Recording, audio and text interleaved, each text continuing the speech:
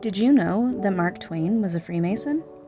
Samuel Langhorne Clemens, more commonly known by his pen name Mark Twain, petitioned to join Polar Star Lodge No. 79 in St. Louis on December 26, 1860, at the age of 25.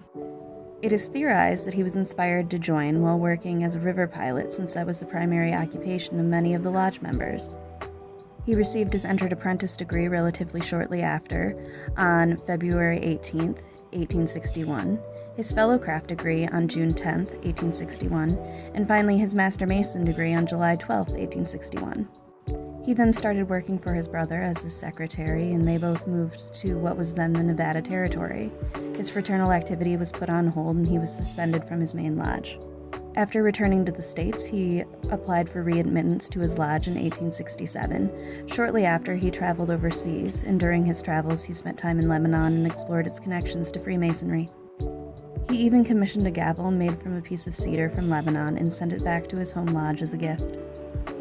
With the note, "This mallet is cedar, cut from the forests of Lebanon, where Solomon obtained famous timbers for his temple."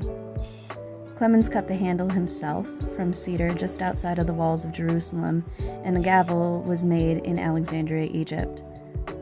Some of his works contain nods to the fraternity, including references to the grand architect of the universe and Innocents Abroad, and numerous references in the Tom Sawyer Conspiracy that was published posthumously in 1969. In 1900, a decade before his death, he gave a speech to the Lotos Club in which he said, "7 years ago, when I was old and worn and down, you gave me the grip and the word which lifts a man up and makes him glad to be alive." This is thought to be the first and only time he spoke publicly about Freemasonry.